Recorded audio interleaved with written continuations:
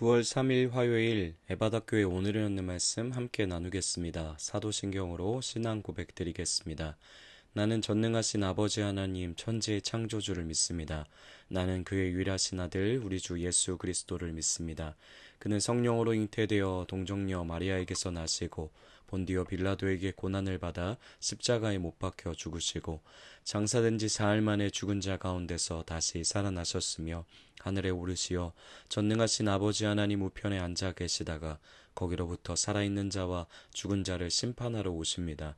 나는 성령을 믿으며 거룩한 공교회와 성도의 교제와 죄를 용서받는 것과 몸의 부활과 영생을 믿습니다. 아멘. 오늘 하나님께서 우리 가운데 주실 말씀은 에스겔서 3장 1절부터 15절까지 말씀입니다. 에스겔서 3장 1절부터 15절까지 말씀입니다. 우리 다 찾으셨으면 우리 함께 같이 말씀 봉독하도록 하겠습니다.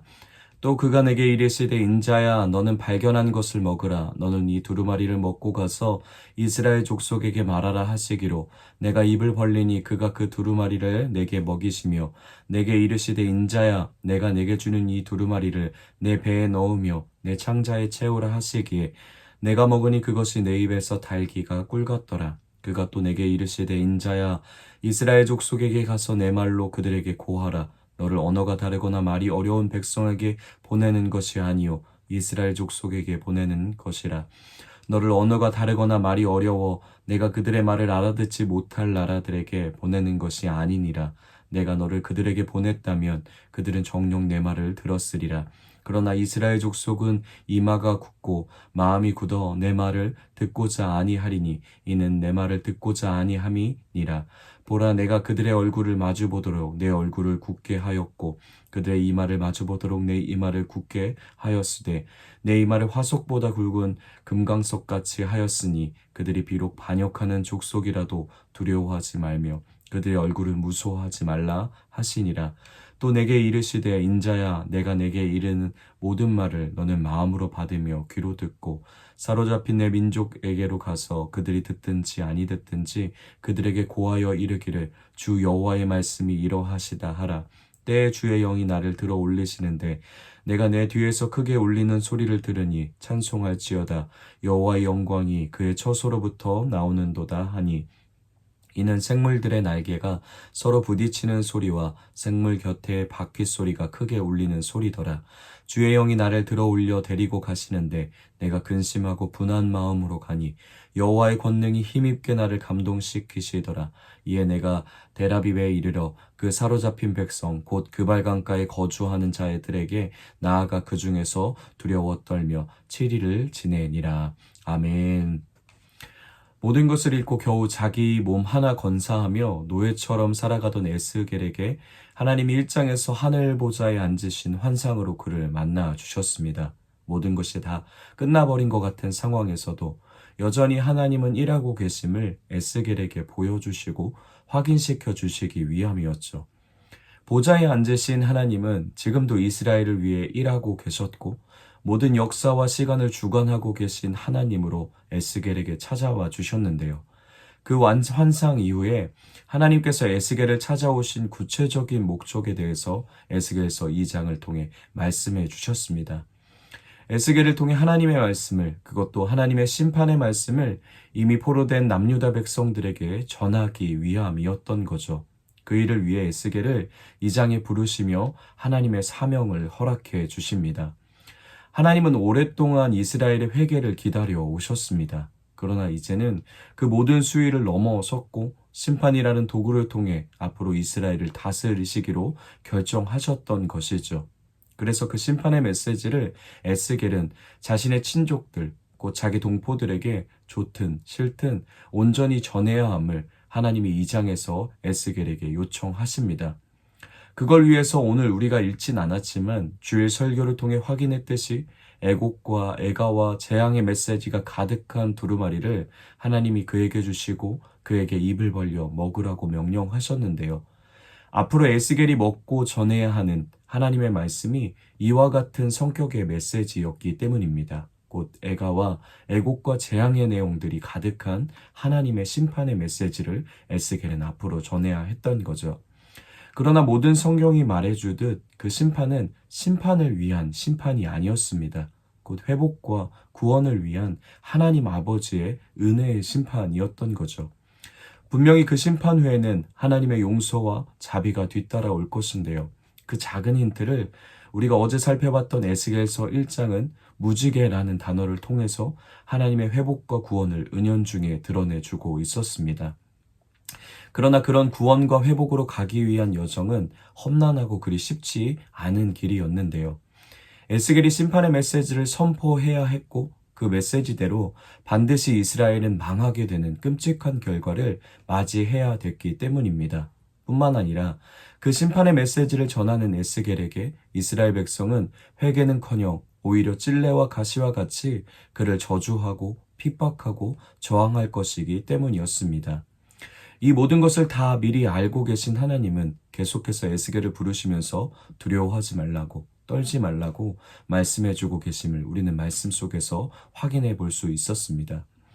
그 하나님의 격려는 오늘 우리가 읽은 에스겔 3장에서도 계속해서 이어지는데요. 그만큼 에스겔이 가야 하는 그 부르심과 사명의 길이 그리 쉬운 길이 아니었던 것이죠.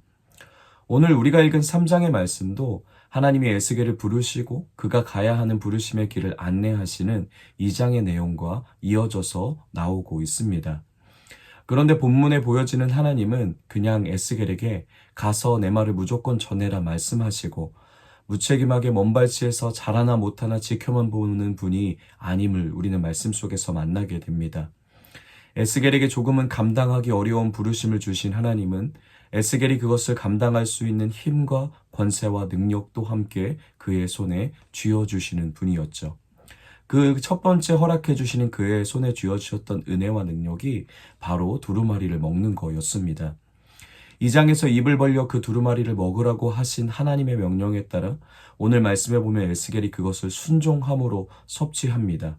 그런데 그것이 꿀처럼 달았다고 에스겔은 표현하고 있는데요. 지금 에스겔이 놓여있는 현실은 그리고 앞으로 에스겔이 걸어가야 하는 현실은 온갖 인생의 쓴맛을 경험하는 길이었습니다. 그래서 신물나고 그래서 지치고 그래서 좌절될 수밖에 없는 상황이었던 거죠. 그런데 그 길 가운데 하나님은 생명의 말씀을 통해서 그의 인생에 꿀과 같이 단맛을 곧 기쁨과 즐거움과 행복함을 그 말씀 안에서 경험할 수 있도록 하시는 것이었죠. 우리는 인생의 흉년을 만나더라도 우리 안에 말씀의 풍년이 있으면 우리는 하늘의 기쁨을 누리며 흉년인 땅에서도 풍년을 경험하며 살아낼 수 있을 겁니다. 하나님이 그런 은혜로 에스겔을 그리고 오늘 우리를 불러주고 계신 것이죠. 에스겔은 앞으로 이 꿀과 같은 하나님의 말씀의 힘으로 4절부터 9절까지의 강한 거부와 반역을 일삼는 이스라엘에게 가서 포기하지 않고 하나님의 말씀을 전하는 삶을 충성되게 살아내게 될 텐데요. 그러나 이스라엘은 온갖 굳은 마음으로 하나님의 말씀과 그 말씀을 전하는 에스겔을 거세게 거부할 것입니다. 하나님은 이와 같은 상황 속에서 에스겔이 상처받지 않고 흔들리지 않고 부르심을 감당할 수 있도록 8절부터 9절에서 보면 금강석과 같이 그를 지키시고 단련하시고 보호하실 것이라는 약속을 허락해 주시는데요. 그러시면서 한 번 더 재차 에스겔을 격려하십니다. 두려워하지 말라고, 떨지 말라고, 내가 너를 지키고 든든히 보호할 테니 너에게 맡겨진 그 길을 나와 함께 순종으로 걸어가자고 주님께서 부탁하며 그를 권면하십니다. 이처럼 하나님은 우리에게 하나님의 일을 맡기실 때 그냥 무턱대고 등을 떠밀듯 맡기시는 분이 아님을 우리는 말씀 속에서 보게 되는 것 같은데요. 우리에게 가정을 맡기시고 일터와 교회와 나라를 맡기신 하나님은 우리가 그 안에서 하나님의 뜻을 생명으로 살아낼 수 있도록 언제나 동행하시며 은혜로 채우시고 새 힘을 불어넣어 주시고 우리의 두려움과 싸워주시는 분이십니다. 그런 은혜가 우리 인생에 끊어지지 않는 것이죠. 그리고 또 한 가지 에스겔에게 은혜를 허락해 주시는데요. 그것이 오늘 말씀 12절, 13절에 나타나 있습니다. 우리 한 번 더 읽어보도록 하겠습니다. 때에 주의 영이 나를 들어 올리시는데 내가 내 뒤에서 크게 울리는 소리를 들으니 찬송할지어다 여호와의 영광이 그의 처소로부터 나오는도다 하니 이는 생물들의 날개가 서로 부딪히는 소리와 생물 곁에 바퀴 소리라 크게 울리는 소리더라. 아멘. 이런 하나님의 채우심과 격려가 있어도 에스겔, 그리고 우리는 또 자주 상황 속에서 두려움에 부딪히며 떨림에 부딪히며 살아가게 될 것입니다. 그럴 때마다 우리 가운데 함께 하시는 성령은 우리를 인도하셔서 하나님의 보좌를 다시 한번 경험할 수 있도록 하시는 것이죠. 온천하를 다스리고 통치하시는 하나님의 능력과 권세 앞에 우리가 압도당할 수 있는 은혜를 허락하십니다. 우리가 예배할 때마다, 또 말씀을 읽을 때마다, 또 눈물로 기도할 때마다 우리가 처한 상황과 환경보다 더 크고 위대하신 우리 하나님을 성령은 볼 수 있도록 허락해 주시는 것이죠. 우리의 모든 상황과 환경을 한치의 오차 없이 다스리고 일하고 인도하시는 하나님을, 그리고 그의 보좌를 우리로 하여금 성령은 경험토록 하십니다. 사랑하는 에바다 교회 성도 여러분, 하나님은 오늘도 우리가 살아가는 삶 속에서 말씀을 먹이시며 꿀과 같은 기쁨과 감격을 누리게 하십니다. 언제나 우리를 보호하시고 단련하시며 든든히 세워가셔서 강건한 자가 되도록 이끄시는 것이죠.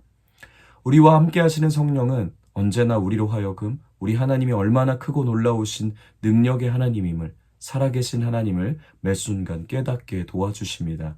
그런 은혜를 우리의 인생길 위에서 베풀어 주시는 하나님 때문에 오늘도 하나님이 맡기신 자리, 곧 우리의 가정과 일터와 교회와 세상과 나라 속에서 하나님의 말씀을 삶으로 살아낼 수 있는 그런 우리가 되길 소망합니다. 그러나 우리는 또 이어지는 14절, 15절의 에스겔의 반응처럼 믿음과 삶의 괴리감 속에서 분냄과 근심과 두려움에 빠져 있을 때가 많을 것입니다. 하나님의 뜻과 은혜는 알겠지만 그렇게 살아내지 못하는 나의 연약함을 마주할 때, 또한 따라주지 않는 나의 거친 삶의 환경을 만날 때면 또 우리는 근심하고 불안해하고 두려움에 휩싸이게 될 것이죠. 그러나 그러함에도 두려워하지 않고 떨지 않고 확신으로 나아갈 수 있는 우리가 되길 소망합니다. 왜냐하면 14절이 우리에게 보여주는 것처럼 언제나 여호와의 권능의 힘이, 하나님의 권능의 손이 항상 우리를 감동으로, 곧 하나님을 향한 소망과 믿음과 확신으로, 굳건한 믿음으로 우리를 인도해 가실 것이기 때문입니다. 오늘 하루도 우리 삶 속에 우리의 삶을 움켜쥐시고 돌보고 계신 하나님의 권능의 손을 경험할 수 있는 우리가 되길 원합니다. 모든 주권과 의지를 그분의 손에 맡겨드리고 우리에게 맡겨진 길을 함께 걸어갈 수 있게 되길 소망합니다. 그리고 그분이 인도해 주시는 순종의 길을, 충성의 길을, 십자가의 길을 오늘도 열심을 다해 정성껏 살아내는 저와 여러분이 되길 예수님의 이름으로 다시 한번 축복합니다. 우리 말씀을 기억하며 이렇게 함께 기도하겠습니다.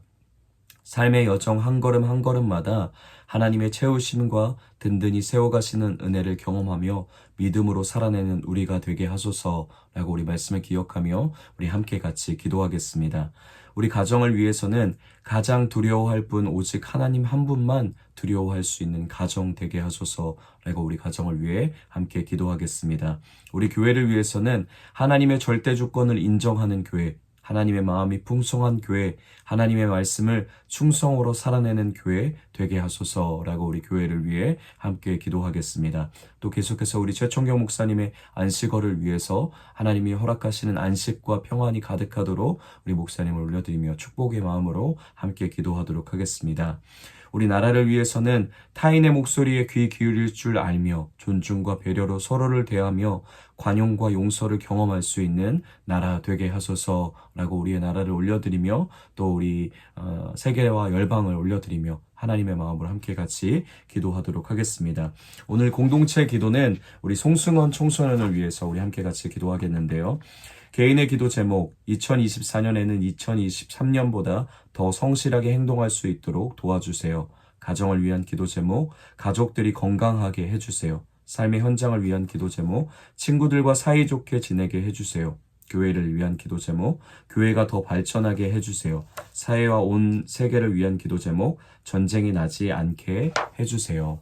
이런 기도 제목을 이 송승헌 청소년이 승헌이가 가지고 있는데 우리 승헌이를 주님 앞에 올려드리면서 우리 승헌이의 삶을 축복하고 또 모든 학업과 청소년 시기에 정말 주님이 주인 되심을 알게 하시고 또 가장 두려워할 분 하나님만 두려워하며 그렇게 그리스도인답게 믿음이 자라갈 수 있도록 우리 승원이를 축복하며 하나님 앞에 올려드리며 함께 기도하도록 하겠습니다.